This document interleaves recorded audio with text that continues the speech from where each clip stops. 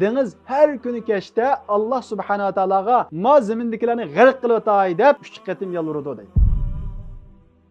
Dünyadaki 6 milyardga yaqin inson Allohni yo'q deb tursa, Allohga isyon qilsa, shuncha zulm tursa, nima deb Alloh taolo buni jazolamaydi? Bir zulm bo'lgan vaqtda insonlar ikkiga bo'linadi. Birisi o zulm qarshi qo'ldan keladigan ishlarni qiladi. Umid uzmaydi. Yo'q, bu zulm chuqum tugaydi, zolim chuqum halok bo'ladi degan bir xil ishonch bilan iymonni yo'qotmaydi, qo'ldan keladigan ishlarni zulm qarshi qila olganicha qiladi. Yana birisi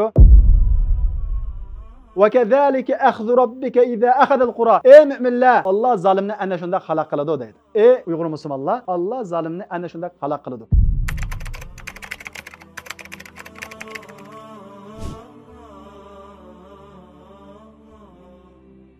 Biz o'tgan hafta bilganlaridek Allohning go'zal ismlaridan An-Nasir ismini o'qidik. Va shundaqla Allohning bu An-Nasir ismininki atrofimizda qandoq namoyon bo'lganligi, qandoq aks etganligi, qandoq tajalli bo'lganligini so'zlashgan. Mana ma hafta kep bo'yicha Allohning bu An-Nasir ismi to'liq shaklda va atrofimizda namoyon bo'lib, Suriya degan davlatdagi bir zolim yiqilib, oz sonliqdagi musulmonlar sodiq bo'lganligi uchun, Alloh taolo degan ishlarni qilganligi uchun va shundaqla Allohning nusrat yordamini talab qiladigan, akiladigan shartlarni hozirlaganligi uchun u yerda Allohning An-Nasir ismi namoyon bo'ldi degan edik. Endi biz bugun Allohning yana bir go'zal ismini o'qiymiz. U bo'lsa-mu Allohning As-Sabur va Al-Halim degan ismini o'qiymiz. Bilganimizdek biz hammamiz ma hayotga o'zimizning ixtiyorlik bilan kelmadik. Bizni Alloh subhanahu va taolo yaratdi. O'zimiz tanlamadik nerda tug'ilishni, kimning bolasi bo'lishni, buyimizning qanday bo'lishini, chechimizning rangini deganga o'xshagan bütün tanlashning hech qaysini o'zimiz qilmadik. Demakki biz yaratildik, avatildik degan gap. Alloh subhanahu va taolo bizni ana shundoq yaratib bizga nurg'unlagan rizqlarni berdi. Biz ko'p hollarda o'ylanmaganligimiz uchun, tafakkur qilmaganligimiz uchun buni his qilmaymiz. Biz atdeganda o'rnimizdan turibmanda o'yninki tokni yondiradigan knopkani bosmasak, o'yning toki yonmaydi. O'zimizningki yeydigan tomoqni akib oldimizga akib yemasak,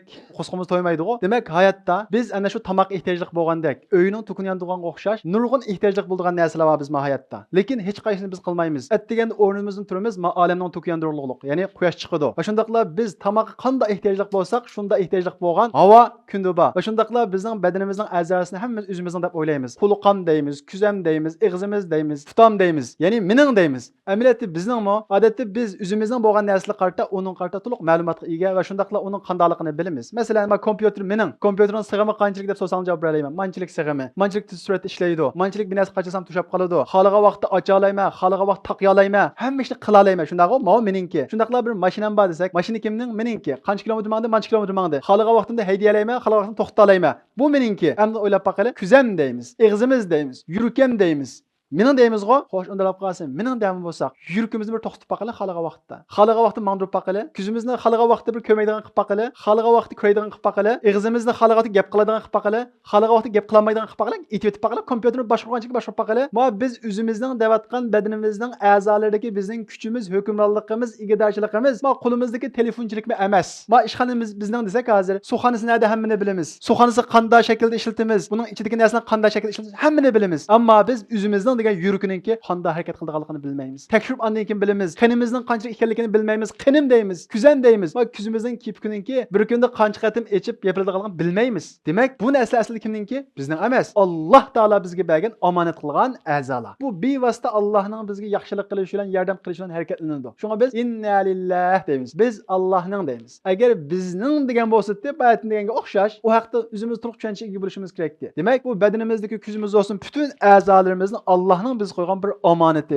Biz faqat uning orqali ma hayotda Alloh taolo bizga tushirgan imtihonlar bor-ku, shuni bilishni Alloh taolo bizga bergan u bir omonatlar. Biz ana shundaq bütün Allohning ilkida, Allohning ig'dorchiligida, Allohning bütün qilgan yaxshilik ichida turib, Alloh taologa osilik qilamiz, gunoh o'tkazamiz. Alloh taolo har vaqt bizningki kurishimiz uchun ana shundaq bizga qudrati bilan kurishdan iborat bir iqtidorni beribsa, bu kurish iqtidori bilan biz harom narsalarni ko'ramiz, harom narsalarni anglaymiz, ba'zi vaqtda kufr, harom so'zlarni qilamiz. Ammo Alloh subhanahu va taolo as-sabur, sabrchan bo'lganlik uchun biz shunda xatolashib bo'lguncha yoki xato gap qilib bo'lguncha yoki haromni ko'rib bo'lguncha yoki haromni anglab bo'lguncha quloqimizni amaldan qoldirmaydi. Ko'zimizni ko'maydigan qilib o'tmaydi. Ig'zimizni so'zlamaydigan qilib o'tmaydi. Masalan, o'ylab boqadigan bo'lsak, biz hozir telefonimizni balamizga o'yin olib bersak, balamiz shunda qalaymagan narsa ko'ngli qopsa yoki ziyonli narsa ko'ngli qopsa, darhol uni qanday qilamiz? Ilib olamiz shunda-ku. Chunki kuchimiz yetadi. Allohning har vaqt kuchi yetadi bizga. Ko'z qo'yaylik, nurg'un odamning ko'zi ko'maydigan qilib, nurg'un odamning putini bosmaydigan qilib buni ko'z qo'ydi. Ey bandalarim, sizlar ko'mayapsizlar, sizlar tutmayapsizlar. Faqat mening qudratim bilan tutyapsizlar deb buni ba'zi kishilarni meyib qilish orqali, ba'zi kishilarning ko'zini ko'rmas qilish orqali buni ko'rsatib qo'ydi. Bizni ibrat olsin, dars olsin deb. Lekin mohiyatda Alloh subhanahu va taolo, u Alloh taolo ana shunday har vaqt bizga ne'mat tutib berib turgan narsalarni xato yo'lga ishlatsak-mi, harom yo'lga ishlatsak-mi, uni bevosita bizni ilib olmaydi. Sabab nima? Bizning Allohimiz shunday bir sabrchan Allohki, u sabur, sabrchan va shundaqla al-halim, aldironga emas, nayt hilim bo'lgan bir Alloh subhanahu va taolo. Shunga payg'ambarimiz Muhammad alayhisalom hadisda la ahada asbaru ala adan yasma'uhu min Allohi azza va jalla. Hech bir kishi anglagan aziyatga Allohdan bak sabr qiluvchi emas. Innahu yushraku bih. U Alloh subhanahu va taologa shirk qo'shtirdi. Alloh subhanahu va taolo yakka iloh turib, butun rizqlarni berib tursimi, u rizqini yeb turgan inson, Allohning qudrati bilan kurab turgan inson, Allohning qudrati bilan minib turgan inson Allohga shirk qo'shadi. Va ki Allohni inkor qiladi. Va ki Allohning boyoq ishkanligida ishkiladi taqa. Alloh bergan rizqni yeb turib, Allohning qudrati bilan minib turib, hatto Alloh bergan tildan gaqib turib Allohga isyon qiladi, Allohga shirk qo'shadi. Va yuj'alu lahul walad. Ba'zilar Allohga bola nisbat beradi. Allohning bolasi bor deydi.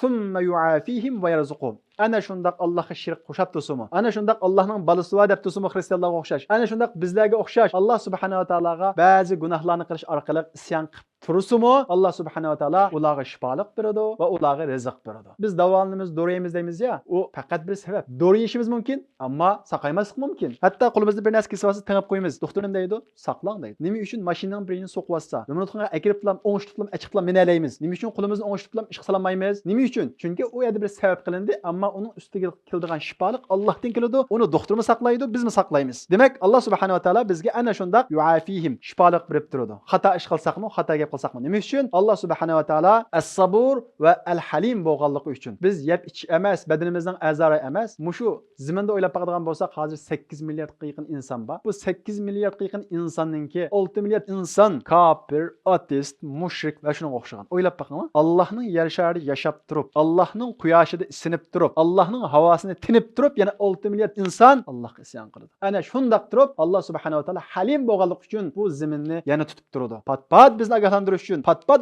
dunyoga olinib kelmasligimiz uchun, pat-pat bizni eskartib qo'yish uchun, yer tarbiyash va shunga o'xshash insonning irodasining sirtida bo'lgan ba'zi ishlarni qilish orqali bizni ogohlantirish beradi. Ammo Alloh subhanahu va taolo osmon va zaminni bizni xotirjam yashashimiz uchun, ana shu 6 milliard butun kafir, mushrik insonlarni xotirjam yashash uchun tutib turadi. Shunga Alloh subhanahu va taolo Qur'on Karimda innalloha yumsikus samawati wal arda an tazula. Alloh subhanahu va taolo osmon va zaminni tushib ketishdan tutib turadi. Sizlar yer sharining rasmini ko'raylik o'tirda. Bo'shliqda yer shari. Bo'shliqqa qapaqilar, mana qo'yib basam tushib ketadi hozir. Yer shari nima tushib ketmay tutib turadi? Kim uni tutib turadigan qonuniyatlarni qo'ygan? Men deb aytadi Alloh taolo. Wala in zalata in amsakahuma min ahadin min ba'di. Agar ular tushib ketsa, ya'ni Alloh taolo ularni qo'yvatsa, ularni hech ahad, ya'ni hech bir kishi to'xtatib tura olmaydi. Nima uchun Alloh subhanahu va taolo qo'yvatmaydi? Ana shunda 6 milliardga yaqin inson kafir tursa, Allohni yo'q deb tursa, Allohning zaminida yashab turib, Allohning rizqini yeb turib, Allohga shirk qo'shsa, nima uchun tutib turadi? Innahu kana haliman g'afura.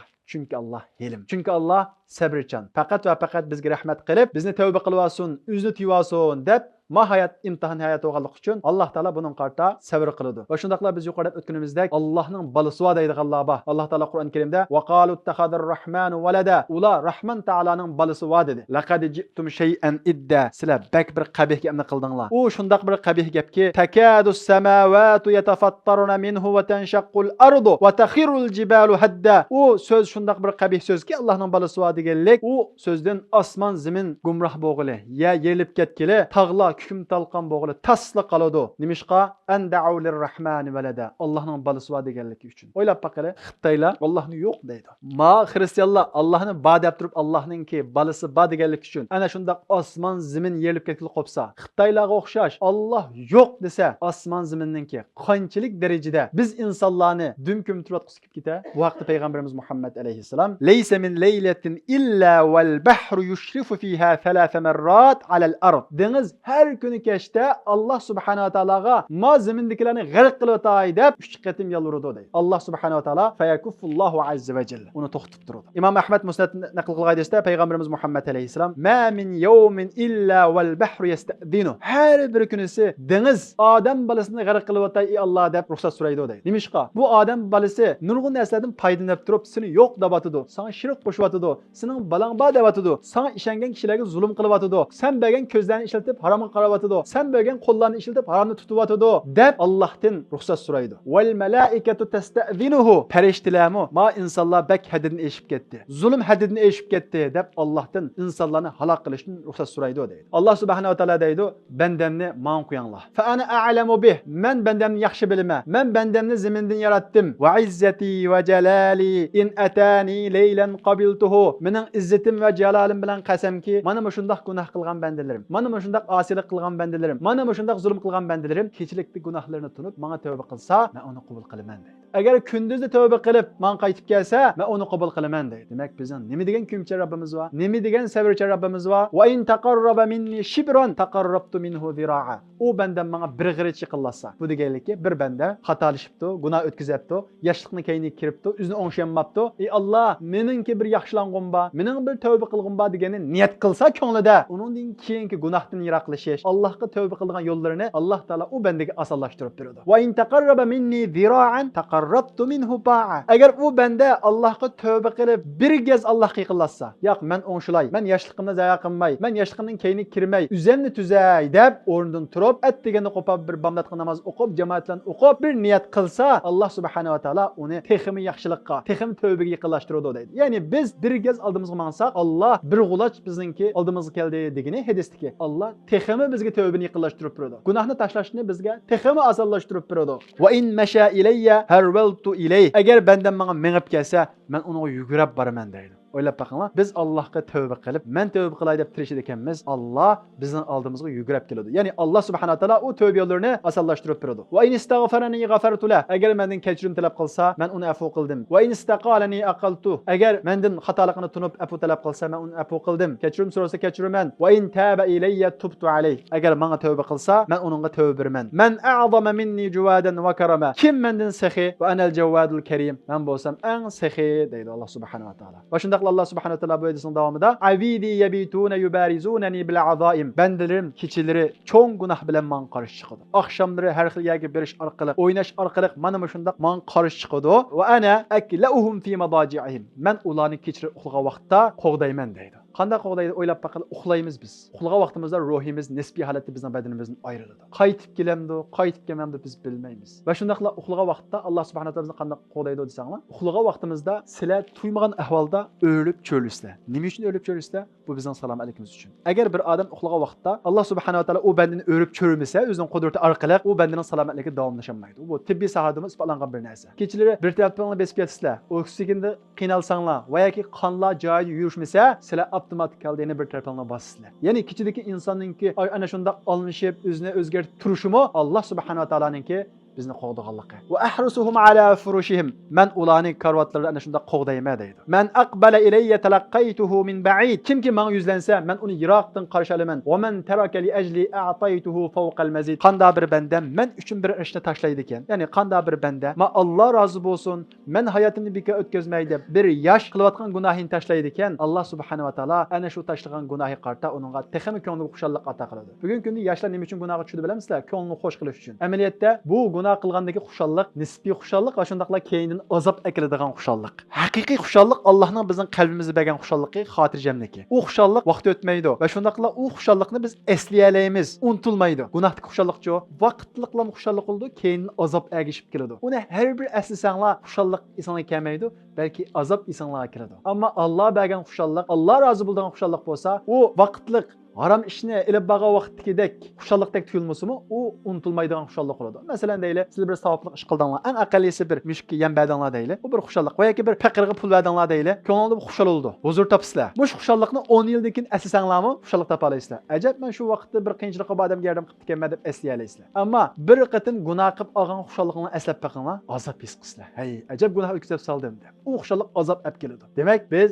Alloh uchun bir ishni tashlasak, bir xushallikni haromdan kelgan xushallikni tashlasak, Allah subhanahu wa taala bizning qalbimizga o'chmas, unutilmas xushallik ato qiladi. Va shundaqla Alloh yo'lda, Alloh cheklagan ishni birini tashlasak, Alloh subhanahu wa taala uni o'rniga nechasilab beradi. Va man tasarrafa bi hawli va quwwati alantu lahu al-hadid. Hadisning davomi, kimki mendan yordam so'rab, mening kuch-quvvatim bilan, ya'ni menga Alloh yordam qiladi deb bir ishlarni qiladi ekan, men uningga tumirni yumshatib beraman deydi. Ya'ni bu hadisda arab tilidagi balog'at ishonchlik qanday bir odam men sabab qilguvchi, mening kaynimda Alloh bor, bismillah, Allohning ismi bilan bir ish qilaman deb bir ish qildi ekan, Alloh taolo Taala uning oldida tog'dek qiyinchiliklar bo'lsa, uni osonlashtirib beradi deydi. Va men arada muradi, qanda bir odam Allohning roziligini ko'zlab bir ish qiladi ekan, aradtu ma yurid, men u bandaning xolig'ini qilib beraman deydi. Ahlu zikri, ahlu mujalisati. Zikr ahli. Zikr ahli degan kim? Mana shundaq Allohning so'zini anglaydi. Iymonimizni ching'itayli deb o'ltirgan mana shundaq zikr ahli Alloh subhanahu va taolo ahlu mujalisati deydi. Mening suhbatdoshlarim deydi. Va ahlu shukri, ahlu ziyadati. Bergan ne'matlarimni tunuydigan va uningga shukr qildigan bandalarim bo'lsa, men ularga ne'matni ko'paytib beradigan u ahlim meningki. Va ahlu taati, ahlu karomati. Menga itoat qiladigan kishilar bo'lsa, men ularni hurmatlaydigan kishilar. Va ahlu ma'siyati, menga qarta isyon qiladigan, gunoh o'tkazadigan kishilar bo'lsa, la uqnituhum min rahmati. Men cheklagan ishlarni qilgan, harom ishlarni qilgan kishilarni men ularni rahmatimdan qo'g'lamayman, rahmatimdan umid uzdirmayman deydi Alloh subhanahu va taolo. Nima uchun? Alloh subhanahu va taolo sabur, savrichan bo'lganligi uchun. Intabu ilayya ana habibuhum. Ana shu gunoh o'tkazgan kishilar agar tavba qilsa, ana habibuhum. Men ularning do'sti deydi. Va illam yatubu, agar tavba qilmasa, men ularni musibatlar bilan davolayman deydi. Ya'ni ba'zi vaqtda ba'zi bir musibatlarning kelishi bizni gunohdan qaytarish uchun, bizni o'zimizga qaytarish uchun, o'zimizga ogohlantirish uchun Alloh subhanahu va taolo ba'zi musibatlarni beradi. Va shundaqla Alloh subhanahu va taolo ba'zi musibatlarni berish orqali bandasini gunohdan poklaydi. Xuddi biz ayni davrlarda siz bilmasligimiz mumkin, bir kigizni yoki gilamni qoqmoqchi bo'lsak, ya'ni tozalamoqchi bo'lsak qanday qilamiz? Uni urib tozalaymiz. Dal shunga o'xshash Mavlana ana shunday o'xshatadi. Alloh subhanahu va taolo insonlarga ba'zi musibatlarni berish orqali uni gunohidan tozalaydi. Ya'ni Alloh subhanahu va taolo mana shundaq bizning qilgan osiyligimizga dengiz tidiyanmay ma insonlarni g'arq qilyotay ey Alloh. Sen tutib turgan u zaminda yashab turib, sen bergan havodan nafaslanib turib, sen bergan rizqni rizqlanib turib, bu insonlar seni yo'q deyotidi. Sana shirk qo'shyotidi.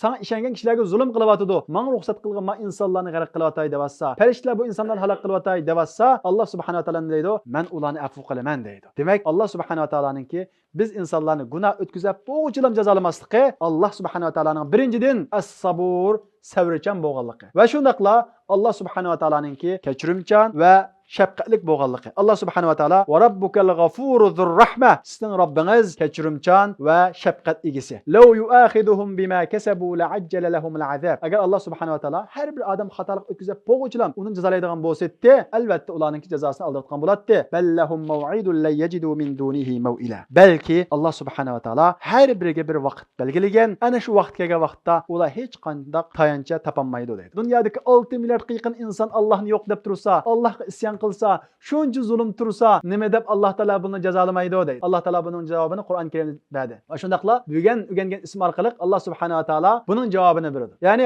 Alloh subhanahu va taolo savrichan bo'lganligi uchun va g'afur, kechirimchan va rahmat egasi bo'lganligi uchun ularga azobni bermaydi, ya'ni kechiktiradi. Va shundaqla zolimlarga Alloh subhanahu va taolo ana shundaq ig'ir zulmlarni qilsa-mu, muhlat berishining sababi birinchidan savrichan bo'lganligi uchun. Va shundaqla Alloh subhanahu va taoloninki ularga muhlat berish uchun. Chunki Alloh subhanahu va taolo zolimlarni qiyomat kuni ana shundaq dahshatli bir azob qisaladiki, ular Robbana akhrijna na'mal solihan g'ayrallazi kunna na'mal. Ey Robbimiz, bizni bu do'zax azobidan chiqargin. Bizni u dunyoga qaytirgin. Ilgirkidek zulm qilmaymiz. Ilgirkidek shirk keltirmaymiz. Ilgirkidek vaqtimizni zoya qilmaymiz. Ilgirkidek Alloh qarta shubuylar yashamaymiz. Ilgirkidek oxirat qarta bexud yashamaymiz deydi. Alloh subhanahu va taolo qarta deydi: "Avalam nu'ammirkum ma yatadhakkaru fihi man tadhakkara va ja'akumun nadhir." Biz sizga vaqt bermadikmi? Sizni zulm qilib bo'g'icha, gunoh ishlab bo'g'icha sizni azobladikmi? Undaq emas. Sizga vaqt berdik, muhlat berdik. Ammo sizlar u muhlatda o'zingni tunmadinglar, Allohni tunmadinglar, gunohdan qaytmadinglar deb mana shundaq deydi. Demak, Alloh subhanahu va taoloninki zolimlarga muhlat berishi hargizmi bexud qolganligidan emas, hargizmi Allohning yo'qligidan emas, bu Allohning sunnati. Alloh subhanahu va taolo gunoh o'tkazgan odamni tunji qatim muhlat beradi. O'zini tunsin, tövbe qilsin deb. Agar bir odam gunoh qilib bo'g'icha, zulm qilib bo'g'icha Allohning azobi tushadigan bo'lsa-da, mazmunda hech bir jonliq qolmagan bo'ladi. Alloh taolo Qur'on Karimda shunga: "Va law yu'akhidullohu an-nasa bi zulmihim ma taraka 'alayha min dabba." Agar Alloh subhanahu va taolo zulm qilganligi sababli ularni hisob olsa, shu vaqtning o'zida u zaminda hech qanday bir jonliq qolmagan bo'ladi. Valaki yuakhiruhum ila ajalin musamma. Lekin belgilangan bir vaqt bor. Ana shu vaqtchilik Alloh subhanahu va taolo uni kechiktiradi. Fa iza jaa ajaluhum la yasta'khiruna sa'atan va la yastaqdimun. Agar ularning ajali kelgan vaqtda ularning ajali kechikmaydi. Va shundaqla ularningki azoblanadigan, halok bo'ladigan vaqt kelgan vaqtda u asla va asla kechikmaydi. Bugungi kunimizda ko'rdik. Mush bir qancha yil ichida ko'rdik. Zolimlar zalimlarninki Allah subhanahu wa ta'alaning qanday halok qilganligini ko'rdik. Birinchi qilib Allah subhanahu wa ta'ala zalimlarga ana shunday muhlat berdi. Allah subhanahu wa ta'ala mohiyatni imtihon qilib yaratdi. Agar bir odam xatolashib bo'lguncha, birisi zulm qilib bo'lguncha, bir musulmon Allohga ishinib bo'lguncha, u zulmga uchrab bo'lguncha Alloh taolo bevosita uning qo'l tiqib, u musulmonga yordam bersa, u zalimni yo'qitib olsa, bu hayotning imtihonlik ma'nosi yo'qolib ketadi. Bu hayot imtihon bo'lganligi uchun birisi zulm qilsa, Allah subhanahu wa ta'ala uningga muhlat beradi, undan keyin bizga muhlat beradi. Nima deb? Ma zulmga uchragan musulmon, ma zulm qarta qanday pozitsiya tutadi? Ma zalimning kuchlikidan ruhiy sunib, ümidsizlanib, endi bizning hech ish qilimiz baka deb u zalimga taslim bo'lamdi. Yoki Allohning buyrug'ini bo'yicha zulm qarshi iymonni mustahkam turib, Allohning yordamidan umid uzmay, Alloh va'da qilgan nusratning kelishi uchun u shartlarni o'zida hozirlamdi. Mana buning uchun bizga muhlat beradi. Demak, birinchi qilgan vaqtimizda zulmninki va shundaqla gunohninki shu vaqtda uning jazosi kelmasligining sababi kofirlikka nisbatan tavba qilish uchun muhlat, biz musulmonlarga nisbatan bizning oramizdan rost va yolg'onlarni ayirish uchun, ya'ni biz Allohga ishonamiz degan bu so'zimiz qarta bizdan ilingan bir imtihon. Bu sababni Alloh subhanahu va taolo Qur'on Karimda am hasibtum an tutraku va lamma ya'lamillahu allazina jahadu minkum. Sizlar Allohga ishondik deblam qo'ysak, tashlab qo'yilamiz deb o'ylamsizlar deydi. Biz Allohga ishonamiz desak, endi hech qanday bir imtihon qilinmay. Va lamma ya'lamullahu allazina jahadu minkum. Sizlarning ichinglardan jihad qilganlarni va Allohdan, Allohning payg'ambaridan va mu'minlardan boshqasini do'st qilib olmaydigan, sirdosh qilib olmaydiganlarni armay turib, ana shunda qo'yvetimiz deb o'ylamsizlar deydi Alloh subhanahu va taolo. Bir zulm bo'lgan vaqtda insonlar ikkiga bo'linadi. Birisi u zulm qarshi qo'ldan keladigan ishlarni qiladi. Umid uzmaydi. Yo'q, bu zulm chuqum tugaydi, zolim chuqum halok bo'ladi degan bir xil ishonch bilan iymonni yo'qotmaydi. Qo'ldan keladigan ishlarni zulm qarshi qilolganicha qiladi. Yana birisi zulm qarshi umidsizlanadi. Hatto o'zining iymoni shakllanadi. Allohning borligidan, Allohning yordam berganligidan shakllanadi. Hatto ig'irlashgan vaqtida u zolimlarning qatidan o'rin oladi. Zolimlarga yordamchi bo'ladi. Mu'minlardan boshqalarni sirdosh qilib oladi. Demak, Alloh subhanahu va taolo Qur'on Karimda aytadiki, kim u zulm qarshi jihad qiladi va shundaqla kim Alloh va Allohning payg'ambari va mu'minlarni do'st tutib, mu'minlarning safidan o'rin oladi va shu safda mustahkam turadi, kim u zulm ig'irlashib ketgan vaqtda u zolimlarning, kofirlarning safidan o'rin oladi. Mana shuni ayirish uchun Allah subhanahu wa taolo zulmni tunji qatim bo'lgan vaqtda cheklamaydi, uni qo'yib o'tadi. Ikkinchi qatim Allah subhanahu wa taolo zolimlarga qarta ularningki jazosini texmi ig'irlatish uchun istidraj, ya'ni ularni jazoga, hilak bo'lishga texmi yaqinlashtiradi. Bu haqda Allah subhanahu wa taolo Qur'on Karimda sanastadrijuhum min haythu la ya'lamun. Zolimlar haddidan eshib zulmini davomlashtiravasa, ularni halokatga yaqinlashtiramiz. O'ylab boqinglar, bir zolim zulm qilsa, Alloh taolo muhlat bersa, darhol keyniga yansa, tavba qilsa, Alloh taolo uni kechiradi. Ammo zulmda haddidan mengivasa, bu shaksiz uningki halok qilinishiga yaqinlashganligi. Alloh taolo shunday deydi Qur'on Karimda sanastadrijuhum min haythu la ya'lamun. Ular bilmaydigan nuqtadan biz ularni halokatga yaqinlashtiramiz. U zolimlar qilgan zulmi sababli u mazlumlarni yo'qotdik, endi bular bosh ko'tarmaydi deb o'ylaydi, lekin ular o'zining halokat o'rikini qo'laydi, halokatga yiqilishadi deydi Qur'on Karimda. Biz buni ko'rdik, atrofimizga davlatlarda ko'rdik. Suriyadagi zulm shu darajada haddan oshgan. Xuddi bizning vatanimizda zulm bo'lgan o'sha u yerda zulm batdi. Zulm shu darajada haddan oshganki, u zolimni boshqa davlatlarga qaytadan qabul qilishga boshlagan. Hatto 10-15 kun oldida bir suriyalikni so'sanglar, u zolim yiqilandi deb so'sanglar, endi bizning ishimiz tugadi deydi. Amaliyat shunda degan nurg'un arablar. Umid yo'qdi. U zolim ana shundaq haddidan eshib zulmni qilaverganligi nimaning alomati ekan? Uning halok bo'lishining alomati ekan. Ko'rgansizlar u turmadagi kishilarning bo'lib ketganligini. Bizning vatanimizga zulm uningdan dahshatli. U turmadagi kishilarning sarang bo'lib ketganligini ko'rgansizlar, bizning vatanimizga zulm uningdan dahshatli. Demak, bugun ma zolim ana shundaq 10 necha kun ichida halok bo'lgan bo'lsa, bizning vatanimizga zolim ana shu zulmining eshurganligi uning halokatga yaqinlashganligining bir alomati. Ular ana shundaq Alloh taolo Qur'on Karim degandek istidraj bosqichida, halokatga yiqilish bosqichida. Uchinchi bosqich qanday desanglar, zinna alash, ya'ni qilgan zulmini texmi avutib, mana shundaq shayton uliq qilgan ishin chayliq ko'rsatilgan bosqich. Bu vaqtda zolimlar texmi haddidan oshadi. To'rtinchi bosqichda Alloh subhanahu va taoloninki al-akhdhu wal intiqom oladigan, tutilgan bosqich kiradi. Alloh subhanahu va taolo Qur'on Karimda va kazalika akhdhu robbika idza akhadha al-qura wa hiya zalima. Robbing zolimlarni halok qilsa, ana shundaq halok qiladi deydi. Alloh subhanahu va taolo Qur'on Karimda nurg'unlagan zolimlarni halok qilganligini biz ko'rsatib qo'ygan. Fir'avnni qanday halok qilganligini ko'rsatib qo'ydi Alloh subhanahu va taolo. Ana shundaq kuchli Fir'avnni suvda halok qildi. Suv bizning hayotligimizni qutuldirdi-ku. Hayotlikni qutuldirgan narsa bilan dunyodagi eng chong zolimni halok qildi. Demak, biz o'ylab boqmagan narsani halok qildi. Dunyo tarixida chong 4 podshoh o'tgan deb qaraladi. Shuning birisi bo'lgan Namrudni Alloh subhanahu va taolo nima orqali halok qildi? Bir pasha orqali halok qildi. Bir pasha. Bu tarixlarni o'qigan vaqtimizda endi u tarix ekan. Ilgirki dunyoda shunda bo'libdi ekan. Endi bundan keyin fan texnik tarixga kelib ketdi. Davlatlar kuchlanib ketdi. Unda bo'lmaydigan o'xshaydi degan xiyolga kelib qolgan tas qolgan musulmonlar Alloh subhanahu va taolo yana bir qatim ko'rsatib, ana shu zolimni qanday halok qilganligini ko'rsatib qo'ydi. 10 necha million insonni ana shundaq musofir qilayotgan, ana shundoq panohlik tilaydigan qilayotgan bu zolimni tunji jazosida xalqiga qanday zulm qilgan bo'lsa, qanday musofir qilgan bo'lsa, qanday panohlik tilatkizgan bo'lsa, Alloh subhanahu va taolo u zolimni musofir qilish orqali yana bir davlatga panohlik tilatkizish orqali jazo oldi. Bundan keyin texim kurdig'ini bor u zolimninki. O'lgandan keyin teximi bor. Chunki panohlangan u zolimning vaqti yiqilishib qilgan. Uni panoh ostiga olgan zolimni yiqilgandan keyin u zolim texe u xalq qilgan zulmini har birini ko'rsatdi. Oxiratga borganda teximi ko'rsatdi. Demak, u hodisami bizga Alloh subhanahu va taoloninki zolimni ana shunday tutulganligini ko'rsatdi. Ma oyat xuddi bugun kunimizda xitob qilgandek, va kazalika akhzu robbika iza akhadha al-qura. Ey mu'minlar, Alloh zolimni ana shunday xalaq qiladi deydi.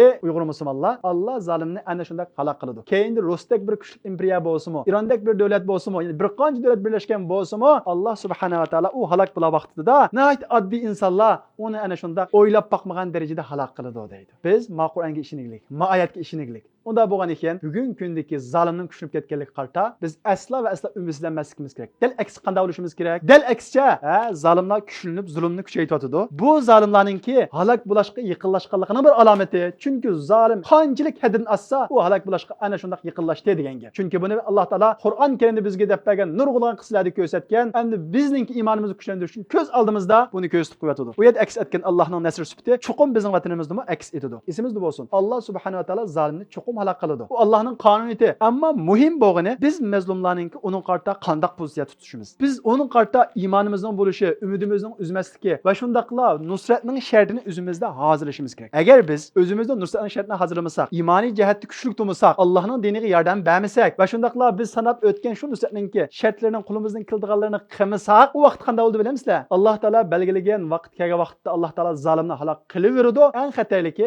biz nusratning shartlarini hozirlamay, bexush shaklda meng'aversak, uning bilan birga Alloh taolo bizni halok qilib o'tadi. Bu Bani Isroillarda bo'lganlik bu. Alloh subhanahu va taolo Bani Isroillarga nurg'ulg'an payg'ambar avatgan. Ularga nurg'ulg'an ne'matlarni bergan. Fir'avnning zulmidan qutulib erkin dunyoga chiqqan. Ammo u Bani Isroillar Fir'avnning zulmidan qutulib erkin dunyoga chiqqandan keyin qanday qildi? Bizning hayoti dunyosidan bo'lib ketdi. Hatta haddan eshib, "İc'al lana alihan kema lahum aliha." Ey Musa, Allah'ın ilahı varken bizga bir ilah qilib bergin dedi. Va shundaqla Alloh subhanahu va taolo osmondan ana shundaq go'zal ne'matlarni tushirib bersa, biz u tamoqlarga kunimida o'qidi. Endi bugun kunimiz ahvolimizni qarab baqsak, Alloh subhanahu va taolo bizni xuddi Bani Isroilning orasidan qutuldirgan o'xshash, Uyg'urlar ichidan sanoqliq bir qancha yuz ming kishini qutuldirib chiqdi. Qarab baqadigan bo'lsak, Uyg'urlar qanchalik darajada o'zimiz ustiga tushgan mas'uliyatni ado qilyapmiz, qanchalik darajada iymonimiz mustahkam turyapmiz. Eng aytinishli to'g'on siri Uyg'ur xalqi iymondan yiroqlashib ketishi va to'g'on siri taqvolashishninki susishishi va to'g'on siri fosiqlashishi va to'g'on siri sekularlashishi va bu baxatarlik ahvol bu. Bu bizning ahvolimizniki Bani Isroilga o'xshab qolayotganlik alomati bu. Bunda bo'lib qolsa, qanday bo'ladi? Bani Isroillar bo'lgandek bo'ladi. Bani Isroil qanday bo'lgan? Musa alayhisalom Bani Isroillarga qarta, Alloh taolo sizlarni ana shunday zulmning ostidan qutuldirdi. Buningga shukr qilinglar va shundaqla u sizlarga zulm qilgan zolim qarshi kurash qilinglar. Ya'ni uning tayyorligini qilinglar, iymonli mustahkam turinglar deganga o'xshagan shundaq ko'rsatmalarni bergan. Lekin ular nima degan? Ular bak kuchli degan. Inna fiha qawman jabbarin degan. U Fir'avn bak kuchli ular degan. Agar bizga zulm qilayotgan zolim Xitoyning kuchligiga qarab, u Xitoy bak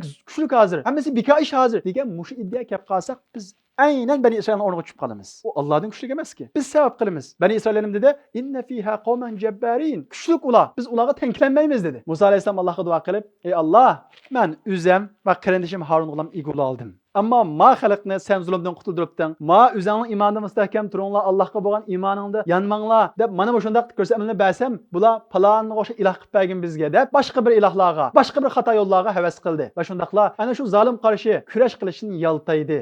degan vaqtda Alloh subhanahu va taolo innaha muharramatun alayhim 40 sana. Bulga yurtiga qaytish, vatanni azod qilish 40 yil harom qilindi deb ulug' nusratni 40 yil kechiktirib o'tgan. 40 yil degan qancha bilamsizlar? Dal bir avlodning olmishidigan yili. 40 yil. Bu 40 yil ichida Alloh subhanahu va taolo bu Bani Isroillarni mana shunday qaymoqtirib o'tgandan keyin Bani Isroillar cho'lning ichida qaymoq bilan yashadi. Qanday qaymoq yashadi bilamsizlar? Ibn Abbos radhiyallohu anhu va boshqa tafsirshunoslar bu yerdagi yatihuna fil ard. Ular zaminda qaymoq yashadi deganda nima ish qilishini bilmaydi. Hatto shunda deydi-ki tafsirshunoslar. Ular birga yig'iladi, qaytadi. Yig'iladi, qaytadi. Bir ish qilamiz deb yig'iladi, qaytadi. Voy bu bizning ahvolimizni qarab boqinglar. Biz ishni boshqa izlayotgan ekanmiki, yig'ilamiz, bir ish qilamiz deymiz, qaytamiz. Nima ko'p hozir bizda? Yig'ilish ko'p, o'ltirish ko'p. Ammo Alloh degan iymonimiz qarab boqinglar, iymonimiz saqlanadi degan. Iymonimiz to'xtamay chekinadi. Undan bexud hozir biz. Ma iymonimizni qo'g'dayli, ma dinga yordam berlar degan gap quloq solinmaydi. Ammo cho'ng gapni qiladi. Yig'ilishadi. Ammo bir natija bormi? Yo'q. Qur'on Karimda dal ana shunday bo'lgan deydi Bani Isroillar. Yatihuna fil ard. Ular ana shunday qaymoq yurgan, yig'ilishgan, taqigan, yig'ilishgan. U avlod ana shundoq tugab ketgan. Demak, biz nusratning shartlarini hozirmasak, o'zimizda 5 dan tatib nimadan nusratning shartlari intansurulloha yansurukum. Allohga yordam berish, ya'ni Allohning diniga yordam berish, dinimizni, iymonimizni mustahkam tutish. Ma birinchisi va undan boshqa nurg'ulgan sabablarni sandoq biz. Ani shu ishlarning hammani qilmasak, biz ana shu Bani Isroillarga o'xshash holatda halok bo'lib ketamiz. Ammo Alloh zolimlarni halok qilaveradi. Alloh Fir'avnni halok qildimi? Qilaveradi. Alloh taolo o Xitoylarni halok qilaveradi. Ammo biz ana shunda qaymoqib yashayveramiz, u nusratga biz erishamaymiz. Qanday bir avlod u nusratga loyiq bo'lsa, lekin Alloh taolo u nusratga, u ummatni, u xalqni erishtiradi. Demak, Allohninki zolimni halok qilishi haq. Bu bizga nisbatan bir imtihon. Biz bu imtihonlarda tura olamiz. Va yoki zolimlarning kuchli ketganligiga qarab inna fiha qawman jabbarin. O zolim hozir bek kuchli deb yaltiyamdi va shundaqla o'zimizga tushgan mas'uliyat, majburiyat xayolimizda yo'q. Faqat o'zimizningki bir kishilik qanday qilsam yaxshi yashay olaman degan mush nishonda yuramdi. Bu bizga nisbatan eng chong bir imtihon. Agar biz mana shundaq o'zimizniki tushgan mas'uliyatni tunmasak, Alloh taolo nusrat qilgan shartlarni ado qilmasak, bizning qaymoqqanimiz qaymoqqan, qanchalik o'ltirdi, qanchalik yig'ilishili, iymonimiz ketaveradi, fosiqlashaveramiz. Hatto qanday qilamiz? Eng oxir xuddi Bani Isroillarga o'xshash islomdan g'alaba chiqmaydi ekan. Bizning sekularlashili va yoki palonning yo'lda mangali, dinsizning yo'lda mangali, xristianlarning yo'lda mangali deb xuddi ij'al lana alihan kama lahum aliha. O'g'lim ilohi ekan, bizning ilohimiz bo'lsin deb ana shunda ozg'un yo'llarga minib qolamiz. Qarasak, bizga nisbatan hech sababda ko'rinmaydi. Dinni ching turish. Bu dinni ching turish degan gap Allohga bo'lgan iymonda ching turish degan gap. Allohning bizga yordam beradigan nusratidagi ishonchda ching turish degan gap. Umid turaverilish degan gap. Bu har qanday bir zulmga qarshi turishning tunji qadami bu. Alloh subhanahu va taolo shunga intansurulloha yansurukum. Agar siz Allohga yordam bersanglar, Allohning diniga yordam bersanglar, iymoningni mustahkam tursanglar, Alloh sizga yordam beradi deydi. Shuning uchun biz ilgari kapda deb o'tgan Allohningki nasr sifatiniki namoyon bo'lishi uchun bo'lgan shartlarning hammasini o'zimizga hozirlashga tayyorlashimiz kerak. Bu bizga nisbatan imtihon. Ammo Alloh sabrchan, zolimlarga muhlat beradi. Tövbe qilmasa ularni halokatga texim yaqinlashtiradi, ular zulmini oshiradi, eng oxirida ana shundaq zolimni jazolaydi, ularni halok qiladi. Mana bugun biz bugungi kunimizda Allohningki ana shundaq sifatiningki namoyon bo'lganligiga shohid bo'lyapmiz. Demak, bizning bugun o'rgangan Allohning as-sabur, sabrchan va al-halim degan, ya'ni halim degan bu sifatini oldigan bizning birinchi darsimiz Alloh subhanahu va taolo sabrchan ekan. Alloh subhanahu va taolo zolimlarga muhlat berar ekan. Alloh subhanahu va taolo bizdek musulmonlar o'zini musulmon deb turib musulmonlik majburiyatini ado qilmasa, gunohdan yanmasa, Allohga tövbe qilmasa, musulmon deb turib, haqiqiy musulmon qilishga tegishli ishlarni qilmasa, uni shu vaqtda ham azoblamaydi ekan. Buni bilishimiz kerak. Shunga birinchi qilib, har vaqt o'zimizning mas'uliyatini tunishimiz kerak. Bugungi as-sabr ismini olgan birinchi darsimiz. Ikkinchi darsimiz biz Allohningki ismlaridan ba'zilaridan shu peti, ya'ni Allohning ismi qanday ma'ni bildirsa, shu ma'noni o'zimizda o'zlashtirishga tirishimiz. Masalan, Alloh subhanahu va taolo sabr, sabrchan ekan. Unda bo'lsa, biz sabrchilikdan iborat bu sifatni o'zimizda o'zlashtirishga tirishimiz. Sabrchilik qanday bo'ladi? Sabrchilik degan nima degan gap? Kimning esida bor? Biz o'tgan hafta sabrchilik haqida ozroq to'xtaldik. Sabrchilik degan nima degan gap? Kim deyiladi? To'g'ri deyilgan 100 dirham mukofot bor. 200 bor. Ha, 200 dirham mukofot bor qana. To'g'ri o'ma. Ammo naq javob emas. Ma cho'nglik javob bersanglar bo'ldi. Cho'ng javob berpaqana. Kichik oldin so'rab cho'ngni diqqat qilib o'qib baqala. To'g'ri. Endi shu, endi cho'nglar. Sabrchilik degan gap jamoat. Intayin to'g'ri. Ikkilangan mukofot olinglar. Çoğunluğun bilan mukofotni. Alloh taolo sabrchankan, unda bo'lsa bizmi sabr qilishimiz kerak. Birinchi qilib sabr nima desanglar, esinglar tutinglar. Sabr umidvor bo'lish. Chunki payg'ambarimiz Muhammad alayhisalom sabrni qanday tunishtirdi? As-sabru diyaun. Sabr degan nur deydi. Ya'ni oldimiz butunlay qorong'u bo'lsa-mu, uning ichidan bir nurni ko'ralish, umid uzmaslik. Bugun kunimizda biz endi tugab ketgudaymiz deb, bunda umidsizlanmasligimiz, yo'q biz chuqum g'alaba qilamiz, bu zolim chuqum halok bo'ladi deyalishimiz, mana bu sabr. Birinchisi. Ikkinchi sabr yoshlarga nisbatan. Bugun kunimizda bilasizlar, biz yashayotgan Istanbul jamiyati bir musulmon yoshlarga nisbatan o'zini gunohidan saqlab yashash qiyin bo'lgan bir jamiyat. Chunki bugun kunimizda hatto telefon vositasida ko'childaymiz, nihoyatda uchuqchilik bir jamiyat. Mana mushu jamiyatlarda ana shunday haromlar kuzanlarga chiliqib tursa-mu, avtobusga chiqqan, yo'lda mangan, mana bu shunday vaqtda kuzanlarga haromlar chiliqib tursa-mu, birinchi qatim Üstsamaslık için qardanglar, ikinci qatim onun kuzanını tartalsanglar. Telefonlarda haramdan kuzanını tartalsanglar. Yani her qandaq şekildeki hazırki devirde haramdan tartiyalışınla mana bu bir sabr. Mana bugün günümüzde dünyada muşunda zulüm bulab ketdi. Nima ish qilishim kerak desanglar, yoshlarga nisbatan eng avval o'zinglarni gunohdan saqlay olsanglar. Mana mushundaq zulm bo'lib o'tibdi. Men vatan uchun qilgan ishim bo'lib qolsin, men bir yaramliq odam bo'lay, men bir o'zimni gunohdan saqlay, iymonimni mustahkam tutay desanglar, mana bugun kunida mana shu vatan uchun qilgan bir xizmatinglar va shundaqla Alloh yo'lida qilgan bir sabranglar hisoblandi. Va shundaqla Allohning as-sabr ismini olgan bir darsimiz bo'ldi. Şuna yaşlarga nisbeten sabır, özüňlarni günahdan saklaş, küzüňlarni günahdan saklaş, kulağlarni günahdan saklaşaňlar mana bu sabır. Bu yaşlarga nisbeten bugün günümizdeki cihat. Bugün günümüzde günahdan bir kol üstsen bolatdy dep tirişçilik görsatgan yaşlar sizler şeksiz şunu şunlarki sizler bir mujahid. Özüňlarni mujahid dep oylasaňlar bolady. Ana şunda wagt özüň nefsiga qarşı kuraş qılıp, nefsiňlarni yeňip, başgalar uyangan mangan bolsaňlar sizler uyangan mangmay, başgalar günah iş qılgan bolsa günahdan özüňni tatyp, mana bu şundaq mangalgan bolsaňlar, sizler bir özüňizde yaş bula süpütüň bilen nusratning, Allah'ның nesr süpütüninki, Allah'ның bizga yerden berişininki bir şertini özüňizde hazırlagan bolsaňlar. Şoňa Allah'ның as-sabr ismini aldygan birinji dersimiz bizninki sabırçanlygymyz. Yani Allah ýolundaky kelgen ezetlerge sabr qilish, Allah ýolunda dinimizde mustahkam turuşyny kelgen ezetlerge sabr qilish, yaşlarning günahlardan özünü tatyşy, çidamçan boluşy, mana şu sabr. Ve şundakla ümit üzmeslik mana bu sabr. İkincisi bolsa Allah'ның bugün yeni bir ismini öğrendik. Qaysı? El-Halim. Allah halimken. Allah subhanahu wa taala hatalyşyp boğuçy onu cezalamaydy eken. Onda bolsa bizmi, çoňlarmy halimlikden ibaret bu sıfatny özümizde özleşip getirişimiz gerek. Ballarymyz hatalyşy mümkin, öýdekiler hatalyşy mümkin, etrafymyzdakiler hatalyşy mümkin. Bunun karta Allah halimken, Allah özüni ýok degen insanlarny derhallam cezalamaydy eken. Onuňa möhlet beredi eken, onuňa wagt beredi eken. Onda bolsa bizmi etrafymyzda hatalyşyp boğuçy bizim perişte bolmagan eken, onun karta sabırçylykdan ibaret bu näsini özümizde özleştirişimizge gatlyk tirişimiz gerek. Oýlap bakdygan bolsak Peýgamberimiz Muhammed aleyhissalamyň bir süpeti el-Halim, mana şu helim. Peygamberimiz Muhammed Aleyhisselam davrida Mescid Rasulullah oturatdy. Bir Arabiyden birisi kelip Mescidin bir tarafiga qanday qildi? Kiçik taharet qildi. Oylap bakыңlar, Mescidin bir tarafiga kiçik taharet qildi. An o vaqtki Mescid bir tarafiga tupa emdi. Sarançaga dep qalmаңlar. Tupa ba'zi bir yezliq adamlar qilmaydigan olmaydi onda işini. Bir tarafiga bir aplab kiçik taharet qilgandan keyin sahabeler bir onu silkip qilib qopdi. Rasulullah dedi: "La taqta'uhu." To'xtanglar deb naiti hirimlik bilan Peygamberimiz Muhammed Aleyhisselam onu tuzatdi. Mescidga siyish degan bek cho'ng ish bu, kebir gunoh bu. Mana shu gunoh qartami Peygamberimiz Muhammed Aleyhisselam chechlib, qoplab kelmedi. Naiti silg'i shaklda hirimlik bilan tushundirdi. Unda bo'lgan ekan, bizmi yoshlar ota-onalar qarta bir ata-onalar bir xatolik yapıp qalsa, onun qarta hilimlik bilan cho'nglar ballar qarta özümizde hilimlikni özleştirishga tirishishimiz kerak. Allah subhanahu wa taala hammamizga sabr ismini o'rgangan darslarni o'zlashtirgili va shundaqla bu darslarga amal qilgil nasib bo'lsin Allah subhanahu wa taala. Oddiy bo'lsin, qo'limizdan kelishicha o'zimizning majburiyatini ado qilib ketgil nasib bo'lsin Allah subhanahu wa taala. Va axiru da'wana anil hamdulillahi robbil alamin.